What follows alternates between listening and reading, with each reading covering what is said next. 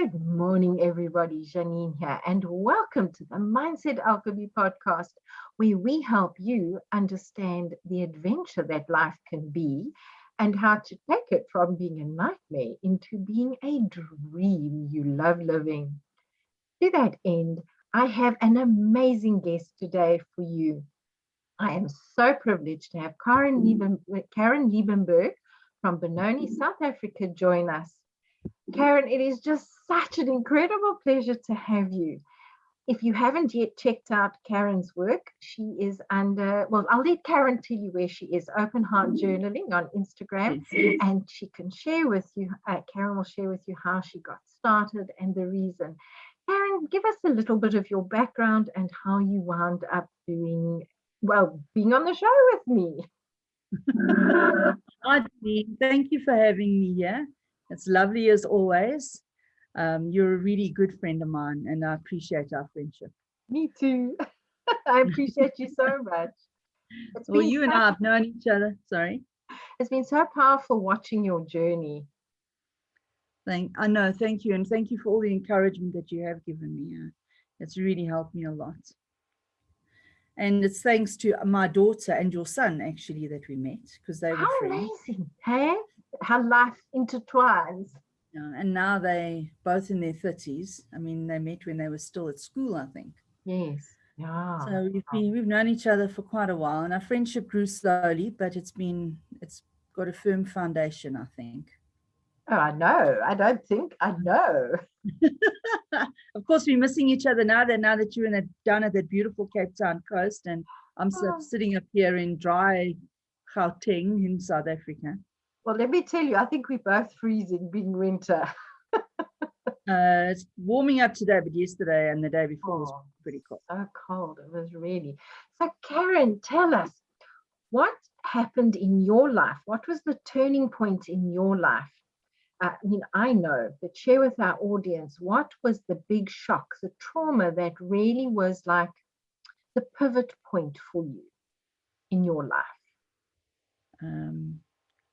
Well, I had been married for 25 years with two beautiful daughters who were now going their own way in life out of school. And we just bought a new property and were busy renovating it and so forth. I discovered that my husband was having an affair with a long-time friend. And it had been going on for 2 years. And you ask yourself, how did you miss it? But the relationship at the time, because of other problems in it, I think, you just turn a blind eye. I could have found out earlier if I'd really pushed, but I think in myself, I just didn't want to rock the boat. It was already the waters were already turbulent enough without rocking the boat a bit more, with actually delving deeper into it. But eventually it was something that faced me. I had to face it and ask the questions and get the answers that hurt so badly. And that was, I would say, a turning point. I'd been through you as well, I'm starting to walk a journey for my own self-growth, having poured most of my life, my skills, everything into my family, because they, I suppose, were my passion, my purpose, my anchor in life at the time. And the decisions that I'd made in the past, I think I made a lot of decisions out of fear, social pressures. I didn't grow myself. I didn't concentrate on myself, growing my own skills. I kind of just went with the flow, and I followed my husband. I followed him where he was going and backed him up. That was my purpose. Bringing up my children was my purpose. And all the pets that they had and still have that they've now left with me. Isn't that the truth? So that was a big turning point, because I think I realized that everything that I considered my foundation in my life was suddenly taken out from under me, and I was standing alone. Because in the meantime, both of my daughters have also immigrated, one to South Korea, and, well, not on immigration. She's gone to teach in South Korea, but after that she will be going to the UK. They're both British citizens through myself because I was born in Britain, and the older daughter's there already. So pretty much on my own. I've been fortunate in that I haven't had to go running out to try find a job. With us having a business, and I'd been running it with my husband already, I've stayed involved in that in a lesser degree, but still involved, and I'm still supported through that, which has enabled me to grow and spend time on myself. And one of the ways, obviously, that I've done that you mentioned was through art journaling, which I came to, first of all, through doing scrapbooking. I started off doing scrapbooking at a shop called Beautiful Scrapbooks in Benoni. Mm-hmm. And eventually I found that I enjoyed playing with the paints on the paper, and this led to me doing the art journaling. And through that art journaling and just through being on my own, I've had to face myself. I haven't been able to hide from myself. Well, you'd be amazed how many layers there are that you can still uncover. You think you've like made it now and you got the answers, and then something else goes whoops and drops in your lap, you know.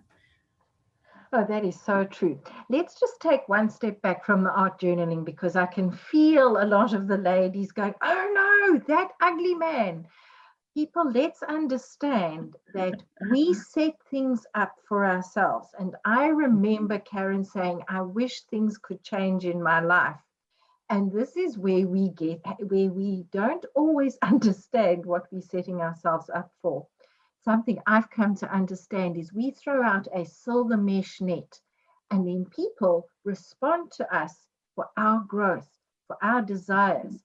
So that's why there's no right, there's no wrong, there just is. And Karen, I truly believe you were left financially supported because of the way you had expressed that you wished for change, that you didn't have everything ripped out from underneath you. And yet you've gone on to change people's lives with your open heart journaling. What made you allow yourself to express yourself with the art? And can you explain a bit about the colors you choose, the phrases, what it is? Because for me, as people know, I love journaling. You can either do your journal and burn journal, you could do your gratitude journal, you can do your inspirational journal, you could do your business journal. And I know the day I spent with you working with watercolors and art and putting things together in a way that expressed myself. And I was amazed at what came forward. What has it given you that has brought healing and release for both yourself and empowered you to release the silver mesh, releasing your partner?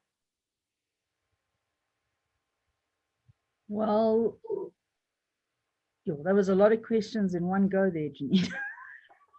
I'm known for this. I'm known for this. How long have you known me? Okay, the first question that you're asking was for how you mentioned helping others through it. Yes. All right.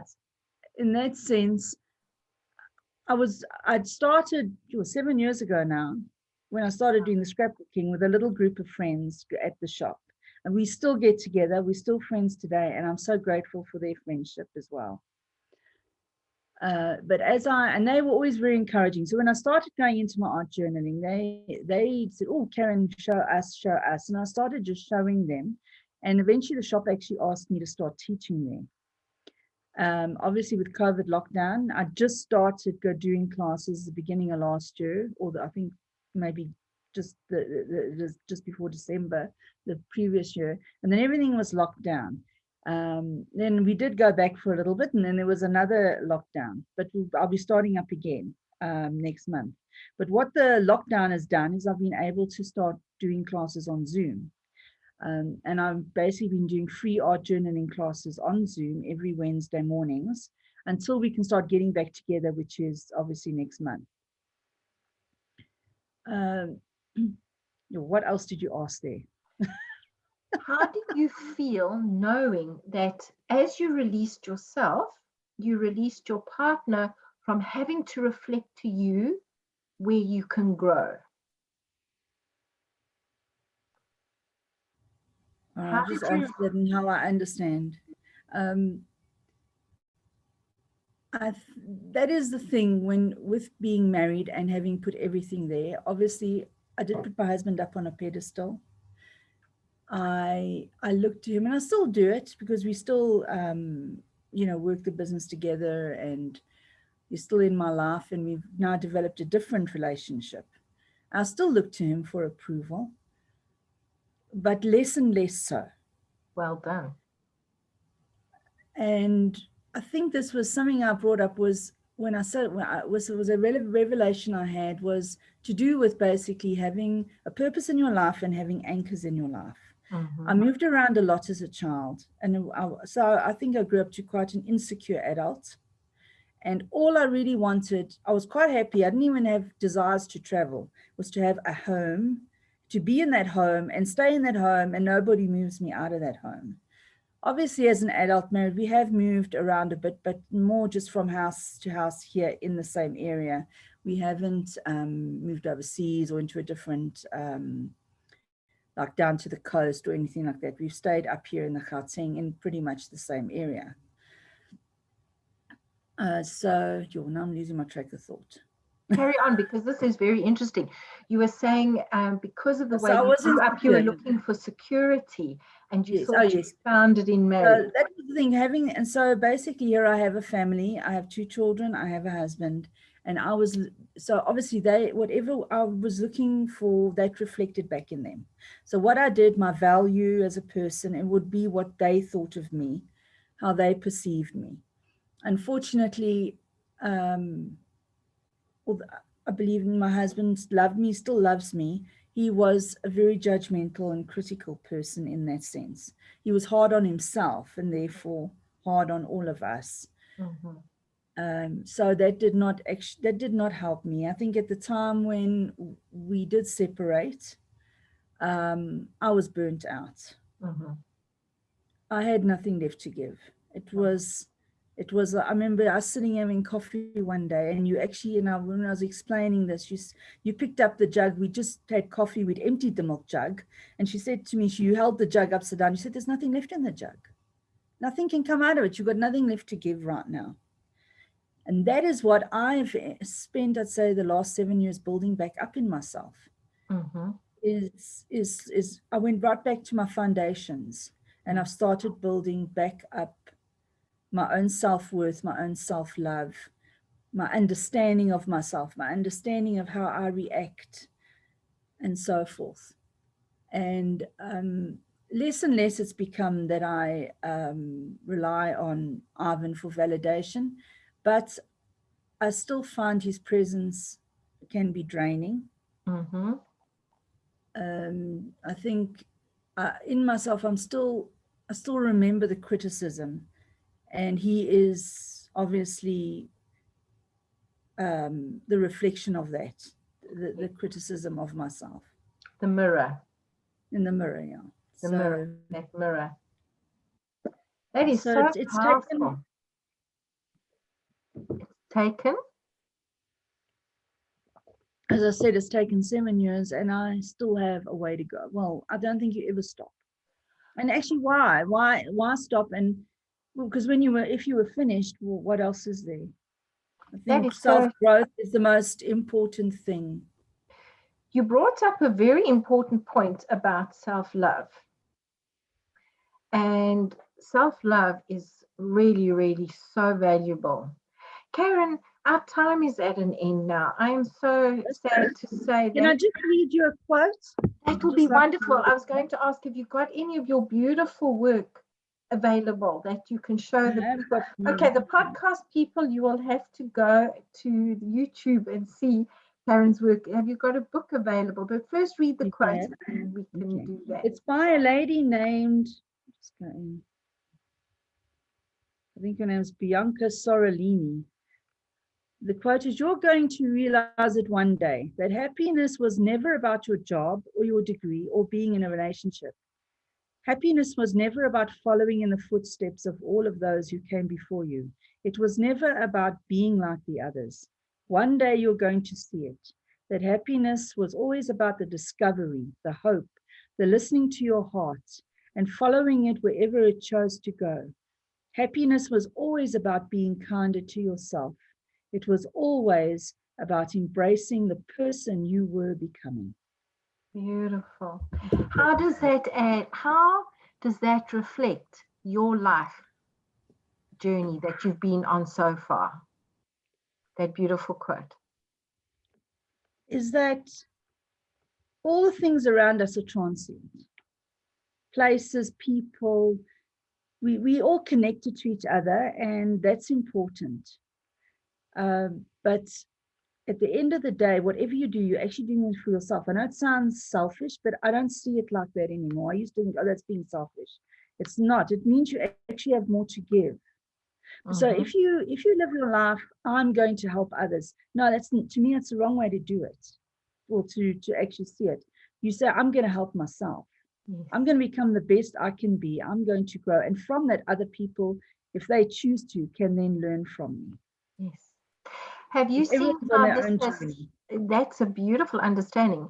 Have you seen how that has released your daughters and your former partner to go ahead and grow themselves? Have you experienced that?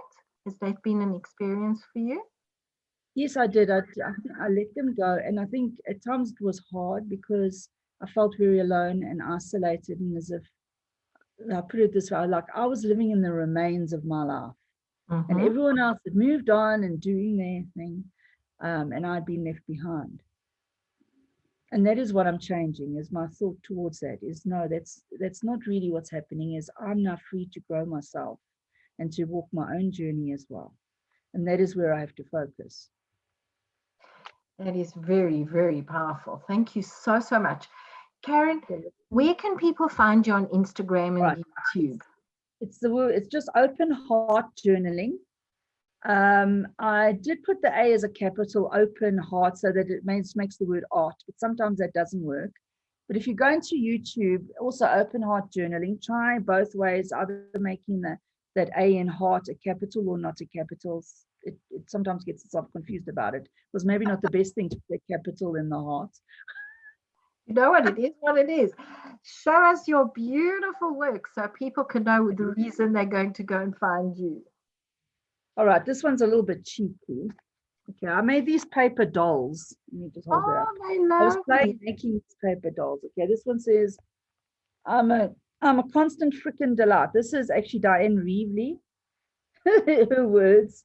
I love it. It's more of a, let me find, I actually did here's this I tried a bit of a watercolor the other day. Oh, that is soft. What does that say? Please read that. Oh, those flowers are gorgeous. Life is not about waiting for the storm to pass, but learning to dance in the rain. Wow. That is. So it's basically, art journey is about combining your, is about combining the art itself, which is working a lot with mediums and color. And I just love color. I love bright colors. Beautiful. And then putting words on, like this one says, loving this life and remember this. So it's just little quotes. I'm not the best at doing whole paragraphs. This one's more of a abstract art.